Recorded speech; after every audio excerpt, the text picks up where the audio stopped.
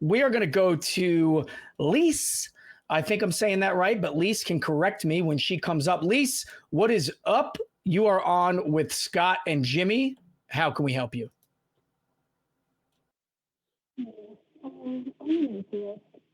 Hey, Lise, I can't really hear you, Scott. Are you getting audio on that? I hear an attempt, but I can't really understand you, Lise. Yeah, Lise, got some mumbling in the background, but nothing clear. Can you fix your audio real quick?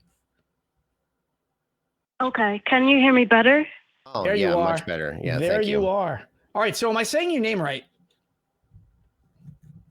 Yes. Excellent. Okay. Awesome. So, what did you want to talk to us about today? Well, I'm an atheist, and I was online, and there was this God debate, and they said the claim of the theist was that atheism is irrational, and I was wondering, like, what you guys would think of that claim, because I'm not sure, like, I'm not saying that their religion is rational. I just think, like, my perspective, I guess, is that I can't prove to you that there isn't a God, but based on the claims the said person has made, I have doubts that that their reality is factual.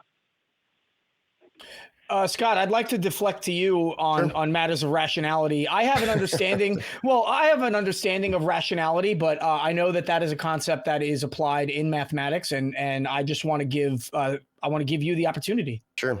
Well, first thing I would say is atheism can be irrational. If I don't believe in any gods because my dog told me not to, then I'm an atheist due to irrational reasons, for poor reasons. And so when it talks about rationality, we're talking about, is it well supported? Okay. Now, atheism, depending on how you present it, most of us here at the ACA when we talk about atheism, what we mean is we don't believe that a God has been demonstrated to be true, or we don't believe that it's been justified. The existence of that God has been justified with good reasons. Now, there are other people, including many theists, that define the word atheism as somebody who makes the assertion that there is no God. Okay. And so whether or not a claim is rational depends on, is it well supported by supporting evidence and argument? And so if you tell somebody that you don't believe that there's a God, and they're calling you irrational, then all you have to ask them is, okay, what's the evidence?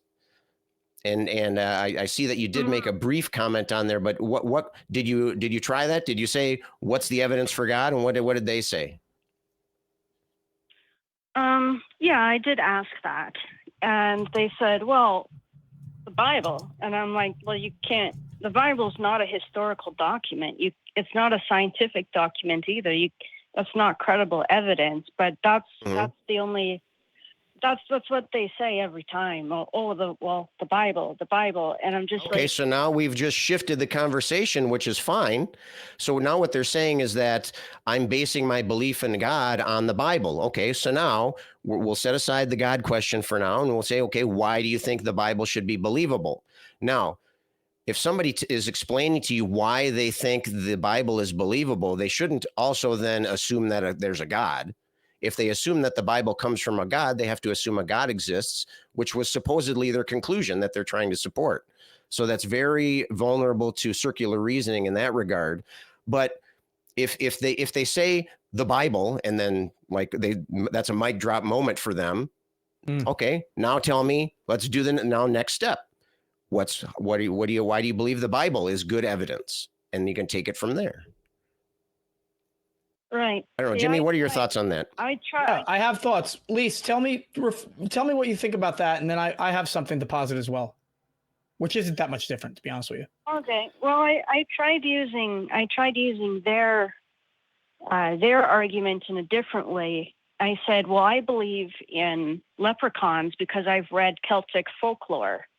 And then, they laughed. and I thought, well, you do not see the irony in that? Like, you know, it's just, you know, it's the same rationale, but it absolutely is. And so, you know, so for something to be rational, it has to be considered in a calculated manner within an existing framework that sets somebody up to be able to make decisions based on that framework, for example. And a very complex talking point in explaining rationality would be suicide bombers, right? So let's take an Islamic fundamentalist suicide bomber. Is a suicide bomber rational? And so the consensus there is, yeah, suicide bomber is rational because they make calculated decisions based on a framework that is presented to them in which they will obtain something after completing certain steps. And so that calculated mindset is rational. However, what you would then need to do, and like Scott said, you got to take it to the next step and show them why the framework is based on something that's actually irrational. And that would be the events of the Quran, for example, or the events, the big picture of the Bible that really is not based on logic, reasoning, or something calculated. For example, a talking serpent, right? A talking serpent, the story about a talking serpent does not reflect any kind of reality that any human being can possibly experience. And so to consider that a rational process, like a snake talking, that's irrational. That is outside of the bounds that the universe has provided for us. But to write a book that instructs you to live your life based on a set of rules that developed from that talking snake, you can be rational by following those rules. It's just that the foundation of your rationality can actually be questioned. And so what we would then need to do is show them the error in that foundation. And you did the right thing. I think that making an adjacent claim of leprechauns based on folklore is absolutely it could be presented as rational and absolutely a good comparison, because if you're going to believe in the Bible, then why not believe in all of these other frameworks that are provided by a similar deity or set of circumstances? That is where you have the real argument. Okay, not necessarily the way that they live their life and the rules that they follow, but how those things developed. And I think, and why one is better than the other. And I think that boils down to just having a knowledge of that development. I think I'm flailing a little bit. I'm going on a bit of a tangent, and I'm trying not to. So how's that strike you so far, Lise? No, that makes sense. I guess sometimes, like I think sometimes people they start online debates because I think it's just rage bait half of the time. But I also think that, like, the way I was taught to analyze different religions is not based on presuppositional beliefs. It's kind of like taking a ideological system and putting it, kind of dissecting it under a microscope. And I can say I don't know, sometimes it's like disingenuous when they try. Definitely. Like I know that but I also feel like it's important that, how do I say this? It doesn't make sense to me to say to someone that you have to have blind obedience and not question anything, and then at the same time say that atheism is irrational. That doesn't really hold water to me. And it's kind of like, I do want to be able to have good faith discussions, but it sounds kind of,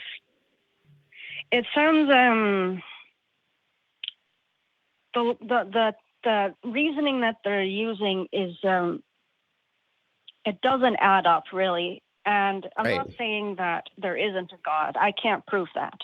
But it's just kind of, I think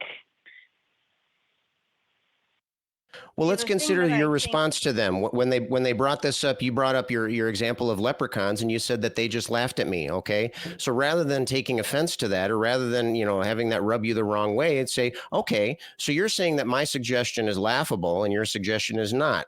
Now let's sit down together and examine both of them, Mhm. and let's figure out why one of them should be laughed at and one of them should not. So really you're just breaking it down. You want them, and I say this all the time. I'm a math teacher in my day job. You show me the work, right? Show me, how do you get from A to B? I don't want just your conclusion. I don't want just your answer. I want you to show me how you got there. Because if you're right, I want to be able to follow that same path and become more right myself. And so if you try to present your discussion more as a mutual examination or a mutual exploration, that can take off some of that, that can take the edge off of some of that, that confrontation, or that, you can point out, you just laughed at something I said. I didn't laugh at something you said. So let's find out what the difference is there. And so if they realize that they are being unfair to you in a way that you are not being unfair to them, that can have an effect too. But if you just go down to the next level, do what a kid does with their parents, right? If you answer a question, or if you think you answer a question, because that's usually what's happening when a parent is talking to an annoying kid that's bothering them with questions. They just want to get on. They don't want to solve that problem. And so what you can do then is just do that. Just say, okay, why is that the case? Or the case is because X, Y, and Z. Okay, well, what about this X? I don't accept that. So I can't come to your conclusion because I don't accept your premises, or I don't accept your reasoning. Why should I? Why should I accept what you say? Why should I accept the Bible? Why shouldn't I laugh at you? You laughed at what I said. Why should I not be laughing at you? Does that make any sense to you? yeah, because I would like to have more good faith kind of discussions, but at the same time, both sides have to be willing to You do. kind of, Yeah, both sides have, it has to, you have to have a meeting of the minds, right? And you can say that too.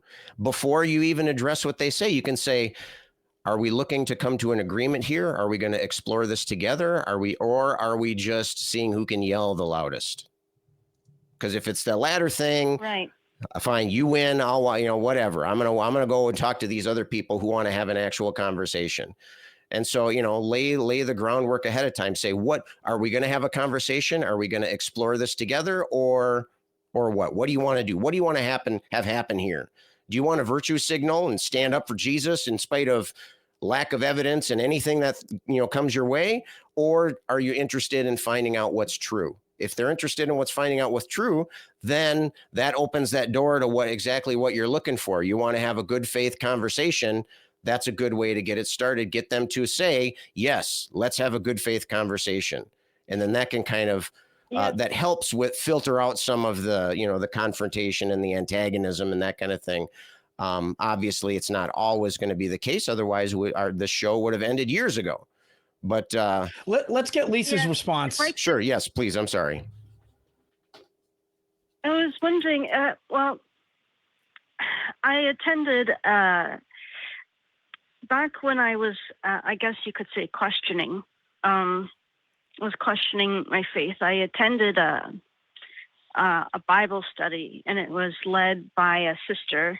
And we were looking at this passage, and she said, God's rules are always good for us, even if we don't agree with it. And I put my hand up and I said, yeah, but there are rules, like, for example, like if you see someone working on the Sabbath, you should kill them. And like, we wouldn't do that today.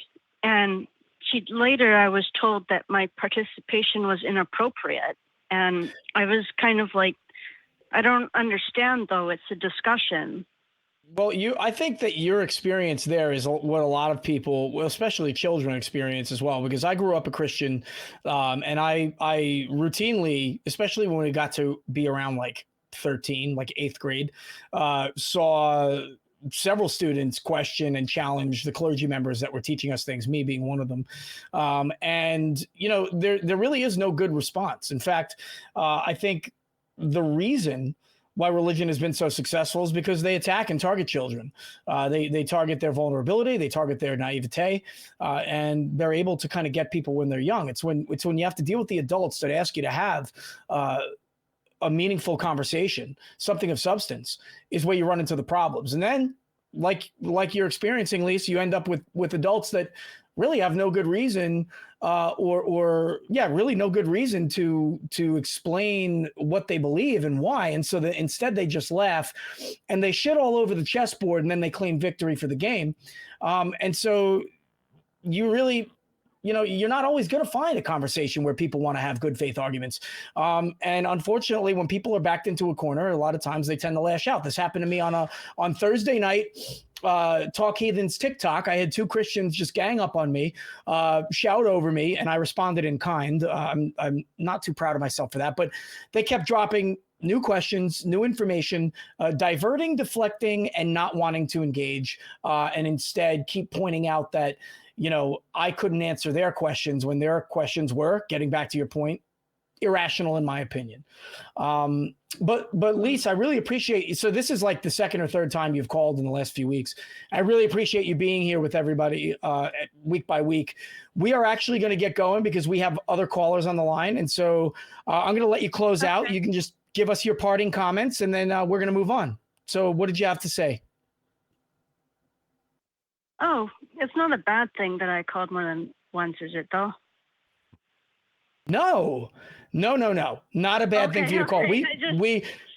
Oh, that's great. Hey, look, I saw your name and was like, we got to get to her, especially after all the time you spent waiting.